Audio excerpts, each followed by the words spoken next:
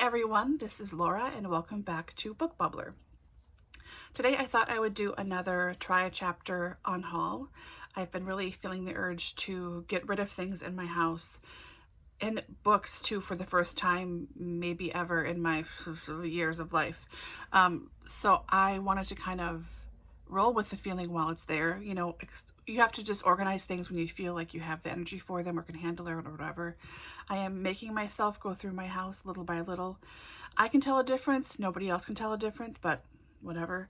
The point is I'm getting rid of things slowly but surely. So books are one thing I have thousands of unread copies of, and I was trying to think of a different genre I could do. I did fiction the first time, like a weird mix of fiction, nonfiction. The second time I did romance, and now I'm going to do YA. Now, I have absolutely nothing against YA at all. I think if you like to read, you should just read it. It doesn't matter if it's highbrow, lowbrow, nothing but smut, nothing but nonfiction. It doesn't matter. As long as you like to read and you enjoy it, that's all that matters. No shame, no guilting, whatever. But generally speaking, I have a harder time with YA, and I don't know if that's just because it's my age and those kinds of stories don't really appeal to me anymore. They seem a little simplistic, and they seem to be very similar, a lot of them, the last few years especially. But I have some on my shelves. Some I was gifted, some not, whatever. Doesn't matter. The point is, I think I can go through my YA genre books fairly quickly. So I might do another YA Try a Chapter Unhaul later today or tomorrow, see how it goes. But I'm going to start with 5 here. Sorry for the wobble again. I'm going to go through them alphabetical by author's last name like I have done before, tell you what the book is about, and then I will reverse it to tell you what I thought and if I'm keeping it or not. So to start, we have Bright Lines by Tanwi, I always get her name wrong, Tanwi Nandini Islam. So this I got in a book riot box maybe 6 or 10 years ago. I don't even know if they do those boxes still, but that's how I got this. So here's the back blurb. I don't know how else to write it. And sorry, I put lotion on before this, so whatever. Anyways, for as long as she can remember, Ella has longed to feel at home. Orphaned as a child after her parents' murder and afflicted with hallucinations at dusk, she's always felt more at ease in nature than with people. She traveled from Bangladesh to Brooklyn to live with the Salims, her uncle Anwar, Aunt Hashi, and their beautiful daughter Charu, her complete opposite. One summer, when Ella returns home from college, she discovers Charu's friend Maya, an Islamic cleric's runaway daughter, asleep in her bedroom. As the girls have a summer of clandestine adventure and sexual awakenings, Anwar, owner of a popular botanical apothecary, has his own secrets threatening his 30-year marriage. But when tragedy strikes, Anwar takes his family on a fated trip to Bangladesh to reckon with the past, their extended family, and each other. Sounds pretty good. And not a typical storyline either, which I like.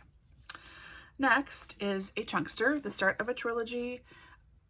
This was really popular on BookTube and in general for a long time, and I still see it pop up sometimes, so I don't know how popular it still is. But I got my copy on Book Outlet because, you know, I love me a good deal. This is Illuminae by Amy Kaufman and Jay Kristoff. So it is a chunkster. I bought it just because it looks pretty. It has a cool cover, and it's not told, like it's not regular prose. Let me check out this annoying cover first. I love it. It's beautiful. Like you know, close up. If you haven't seen this, maybe you haven't. You know, this is a colored cellophane cover, so you can see parts through. And then the annoying naked hardcover looks like this. So stuff is, you know, blanked out or not or whatever. But let me show you some stuff inside. So, and I really like books that are set up this way. Here's an interview. That are epistolary. I like epistolary stuff a lot, and stuff that's illustrated but not necessarily a graphic novel. I have a bunch of those books I read several years ago. I could probably do a video about those too, but yeah, so it's all told like this. And of course I have the other two on my shelves because why wouldn't I? But anyways, here's what the book is about. This morning, Katie thought, sorry, this is probably really annoying. I'm gonna try and hold this stupid thing still. Ugh. Okay. This morning, Katie thought breaking up with Ezra was the hardest thing she'd have to do today. This afternoon, her planet was invaded. Let's see if I can do this. You can see the cover too. The year is 2575, and two rival megacorporations, blank and blank, they're blacked out, are at war over a planet that's little more than an ice-covered speck at the edge of the universe. Too bad nobody thought to warn the people living on it. With enemy fire raining down on them, exes Katie and Ezra, who are barely even talking to each other, are forced to fight their way onto the evacuating fleet with an enemy warship in hot pursuit. But the warship is the least of their problems. A deadly something blanked out, has broken out and is mutating with terrifying results. The fleet's AI, which should be protecting them, may actually be their enemy, and nobody in charge will say what the blank is going on. As Katie hacks into a tangled web of data to find the truth, it's clear only one person can help her bring it all to light, the ex-boyfriend she swore she'd never speak to again. So, while it's maybe a little childish, I don't know. This sounds really interesting to me. And I like science fiction-y, future-y stuff set in space stuff. So, illuminate. Next up is Wonder by R.J. Palacio. Probably most of you know what this book is about. And you've either read it or seen the movie or know someone who hasn't told you about it. But this is a 10-ish-year-old boy starting his first year at a prep school, fifth grade. And he has a facial difference. He had something happen at birth. And it's about him adjusting to school, making friends, dealing with people judging you on how you look, and then also with his parents and sister too, and how everyone adjusts and handles things, whatever. So, Wonder. This next one, most of you probably have not heard of, but shortly after I joined Goodreads, maybe less than a year afterwards, the author friended me on there. I didn't know her, but at the time, you know, it's exciting when an author friends you. So I accepted. She seems very nice. I don't think we had any kind of conversations at all. But I liked how her book sounded. So I bought this first one. This is Essence by A.L. Waddington. This is the first in a series, and it is time travel, which I really, really like. So, our minds often wander, but can our souls? In 2009, Jocelyn Timmons enjoys the daily routine of high school, volleyball practice, and hanging out with friends. When neighbors move in across the street and she is introduced to Jackson, it's hard not to be attracted to his brilliant green eyes. But as soon as Jocelyn gets near him, something strange happens, and she instantly experiences bouts of nausea and dizziness.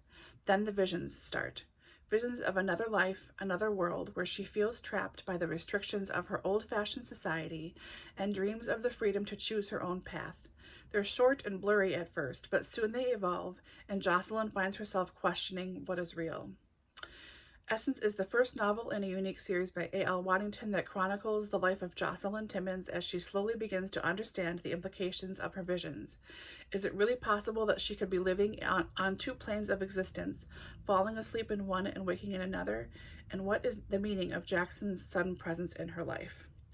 So, interesting, right? Kind of unusual, especially for a YA thing. I don't know a lot. Again, I don't follow a lot of YA chatter or new books or anything, but this seems kind of unusual to me, so good. And the last one, super popular, movie made about it with beautiful people in it. That is The Sun is Also a Star by Nicola Yoon. This is a book of the month. December 2016. That's how long I've had this one. Not terrible, but you know. The story of a girl, a boy, and the universe. I don't want to do this here. You won't see my face. I think you'll live. I'm a girl who believes, Natasha, I'm a girl who believes in science and facts, not fate, not destiny, or dreams that will never come true. I'm definitely not the kind of girl who meets a cute boy on a crowded New York City street and falls in love with him. Not when my family is 12 hours away from being deported to Jamaica. Falling in love with him won't be my story.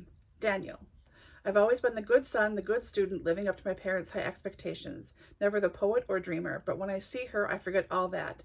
Something about Natasha makes me think that fate has something much more extraordinary in store for both of us.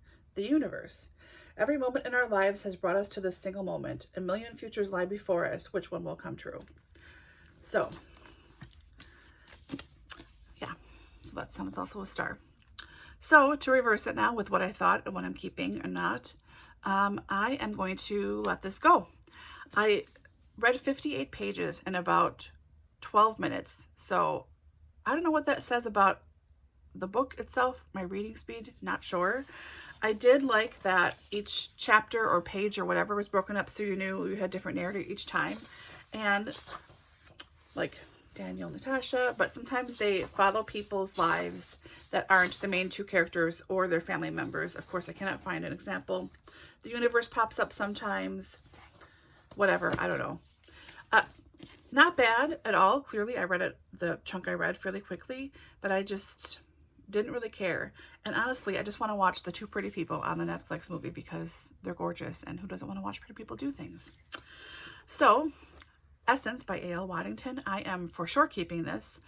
This feels a little uneven writing-wise, but it's the first one. I don't know if it's her first book ever. I don't know. It's not bad. You just kind of notice a few like repetitions of certain adverbs or something just a couple of times in the first chapter, and I started to read the second chapter too a little bit just because that is takes place in the past. But I really liked it, and I'm looking forward to continuing with this one. Then Wonder by R.J. Palacio. This one is tough, but I am going to get rid of it. This was a present from my friend's daughter, Chloe, when she was 8. This is a Christmas present for me, which is so sweet. I love Chloe. I love her sister Margot too. Hi girls, you're not watching. And I really wanted to like it because she liked it so much. And I always buy them books for Christmas, at least if not their birthdays also. So she liked this so much and she thought I would like it. So she had her mom buy this for me for Christmas, which, how sweet is that? I mean, come on. But I read about 30 pages of it because again, it's sort of short chapters like Sun is also a star. I just kind of guesstimated 30 pages. And it was fine, but I don't want to be emotionally destroyed by how awful people are. Right now, I just not feeling that kind of a vibe. And I know that this will be in libraries for a long time. I can get another copy if I really want to read it, but it just doesn't really appeal to me right now. So I'm going to let this one go and make someone else very happy. Illuminate. I have no idea what's going to happen, but I am for sure keeping it. If nothing else, because of how it's laid out and the style that it's written in. I just love, like I said, found document kind of stories. I just totally love it. So this could be annoying as all get out in 100 pages. I have no idea, but I'm going to keep it and give it another shot. And lastly, Bright Lines. I enjoyed the writing a lot. I really did like it, but I'm going to let this go as well. I didn't feel a huge pull towards it to keep going. It's fine. I'm sure if I read this, I would give this 3 stars at least, if not 3.5. But something about it just makes me want to let it go. And it's not the author's fault. It's not the book's fault. You know, I just don't want to keep it. So I'm going to let it go. So of the 5, I am keeping 2 and letting go of 3, which is pretty darn good. So I think I will do another YA Try a Chapter Unhaul sometime later this week or this weekend, and see how it goes, since that seems to be easier for me to get rid of things. I'm also thinking of doing maybe pulling up boxes from the basement one by one and going through them with you and seeing how much I can get rid of in there. Mostly it's like 2 author last names in a Rubbermaid bin. I could do that, or I could also just do it on these shelves too. I could probably start here because, as you can see and as you have always seen, the double stack look is fine sometimes, but I don't want to have this be a permanent way of life. I mean, look at all these. It's just, maybe I'll start there first. Anyways, I hope you liked this. If I made a huge mistake in giving something away, you think I should try and keep it, let me know. I'm not going to donate the books right away. I'm going to wait till the box is full, and it's just barely started to be full. So, yeah, let me know. If you have read any, then you think I'm keeping are terrible. Like, is Illuminate just a big heaping pile of trash after a while? I don't know. Let me know. So I hope you're having a good day. I hope it's nice and toasty wherever you are and reading something wonderful. And I will talk to you guys soon. Bye.